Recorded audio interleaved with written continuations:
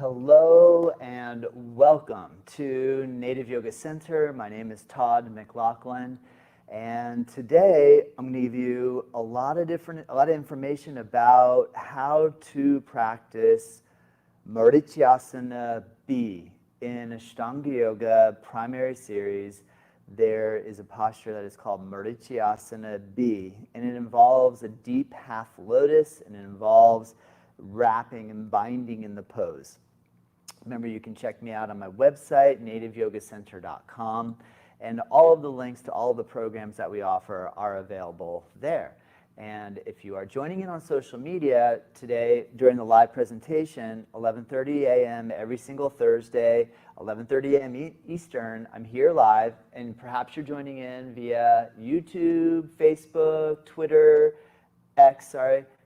Twitch, and or one of the other social media platforms. Send a comment while I'm giving this demonstration. Leave a question like, what should I do if my ankle is sore? Or every time I do half lotus, I have a little bit of challenge with my knee. What can I do to help that? Or I'm working with an injury in my shoulder, and I'm wondering if I should bind or not in Marichyasana B. I will cover all of these questions actually here now for you. However, if you do have a question, ask, and I will answer it live. After I give this demonstration, I'll answer live. If you're watching this video recorded, then also leave a comment in the section below, and I will address it post production.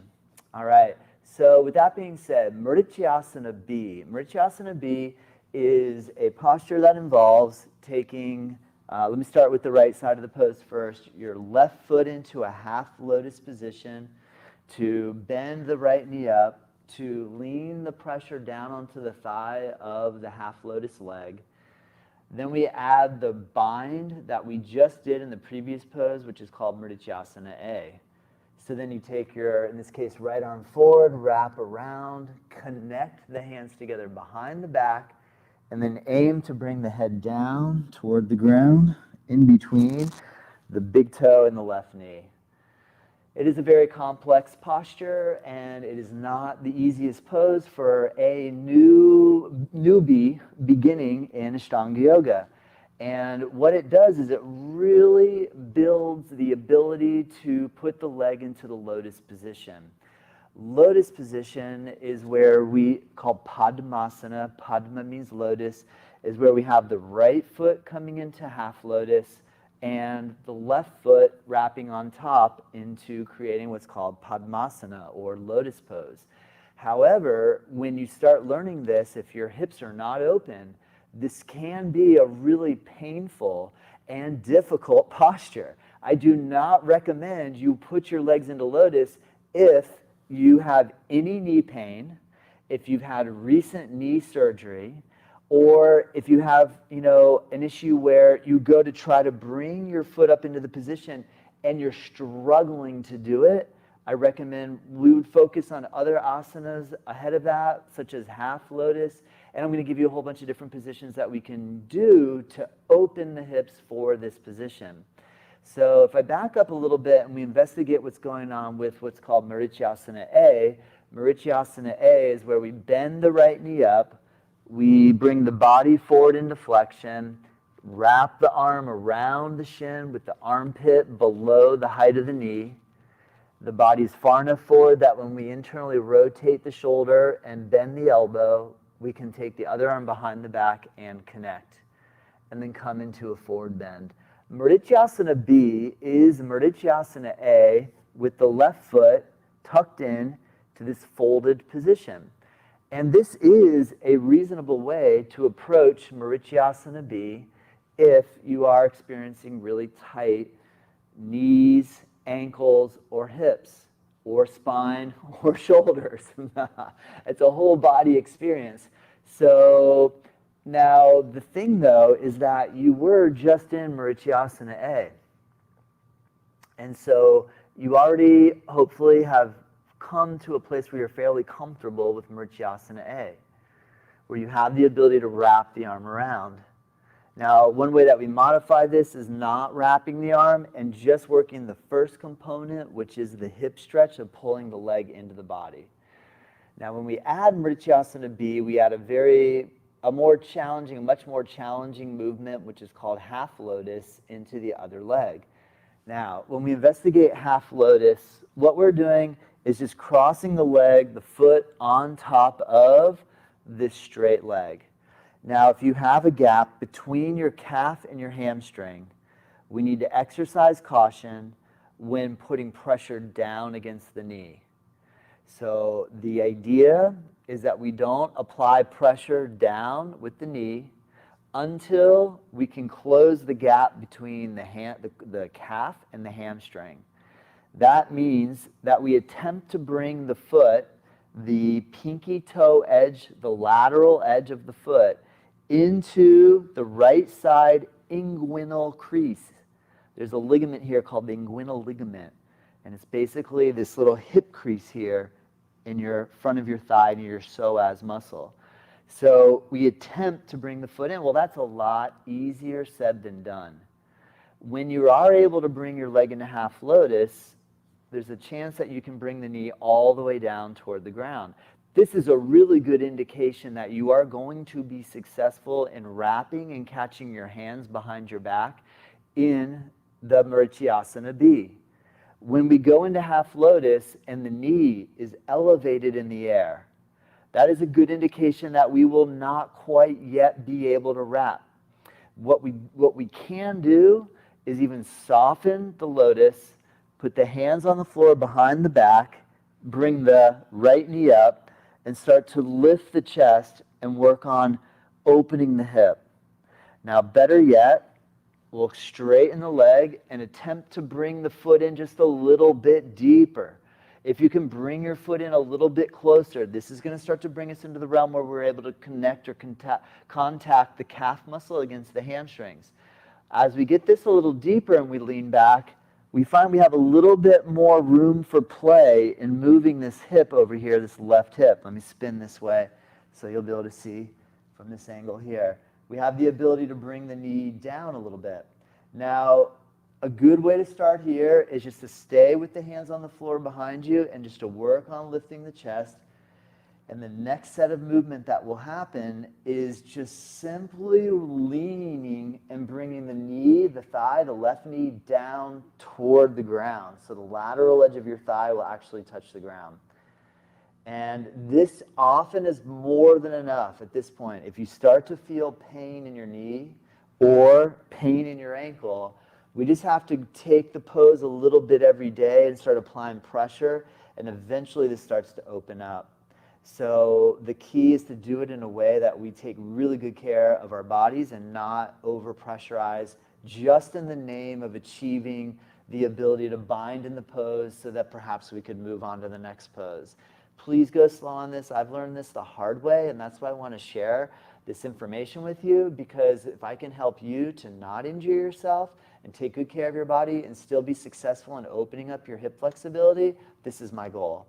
All right, so once we have the ability to wobble, where we go from having both hips on the floor to wobbling or leaning over toward the thigh and bringing the knee down, we can start to try to bring the chest toward the knee that is up. So if you take the right arm and you bring your body in a little closer, as you start to squeeze in, this really works the stretch of your knee and your ankle. So you got to go really, really slow with this and just take your time. The next step would be to then wrap and catch in the Marichyasana B position, where we catch our hands together behind the back. And realistically, we cannot do that when we have this foot high on the thigh. One mistake I'll see is the foot is really high on the thigh like this, and someone will lean way over onto the leg and then think to try to wrap here. Not going to happen. Don't go that route.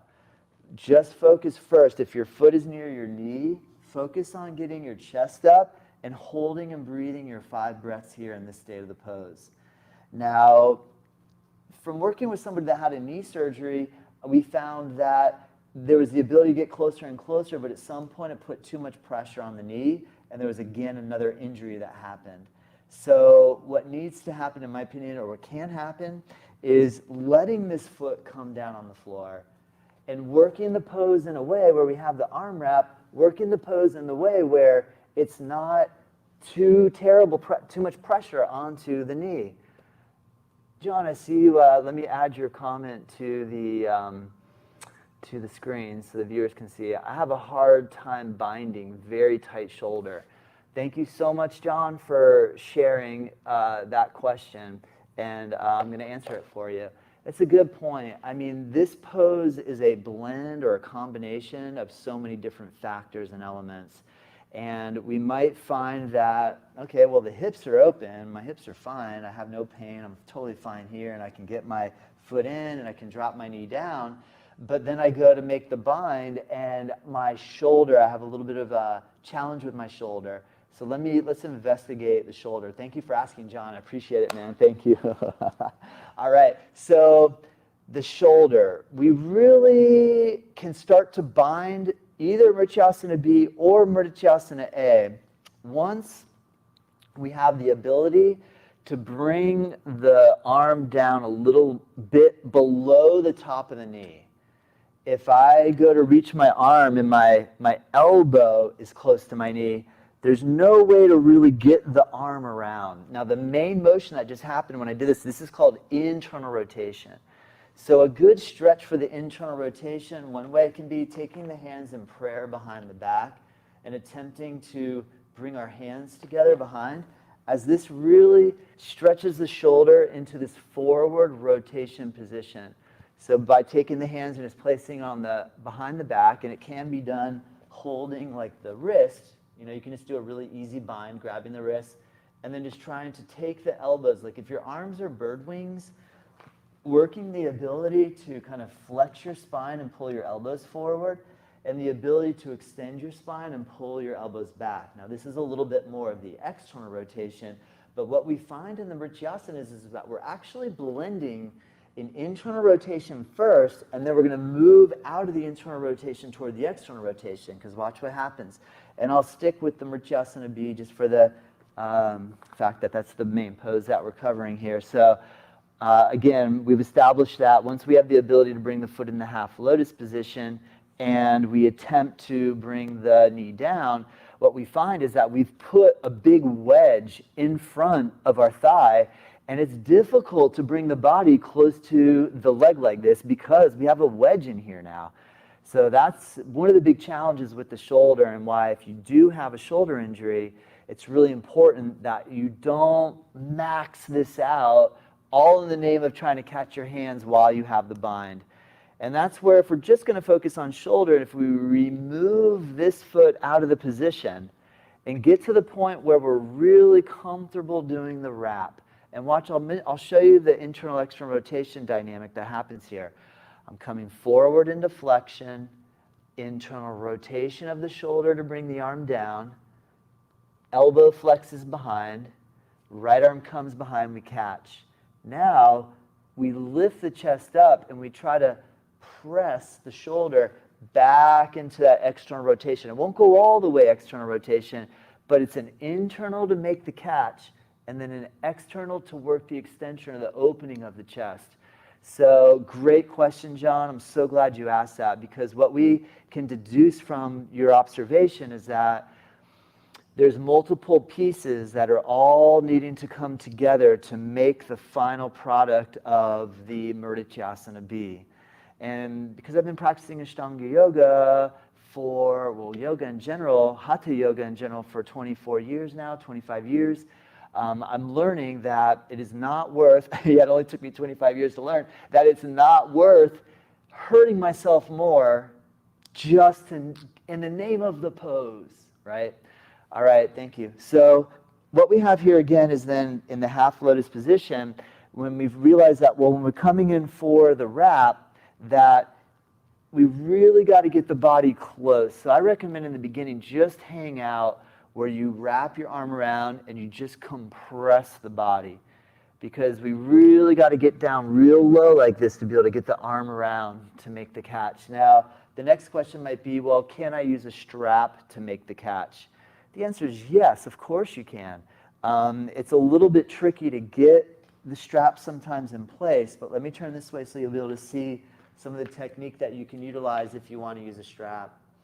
So I have the strap, and I'm going to put the strap kind of where my hands are going to be. I'm going to take my left arm down in this case. I'm going to find the strap. And I'm going to take my right arm behind, and I'm going to find the other end of the strap. And now you just got to get creative and coordinated and kind of pull. And that way you can make the position, you can get the bind. Because once you seal the two together, whether we do it with the hands or whether we do it with a prop in between the hands, once we get some sort of seal happening where now we have leverage.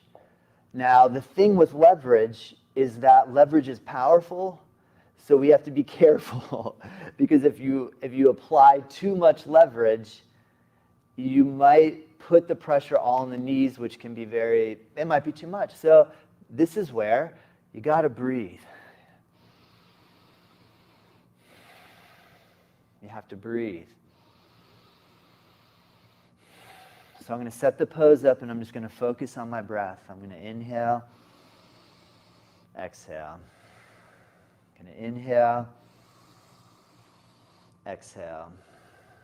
I'm going to inhale, I'm going to exhale.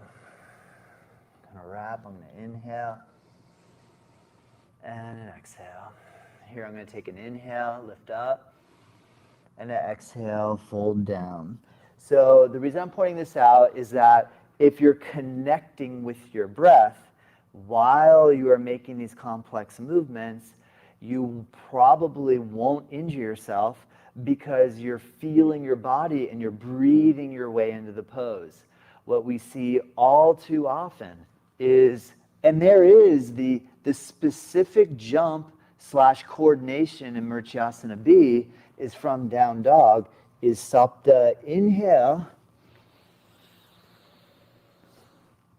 all one movement on the inhale, exhale, come down.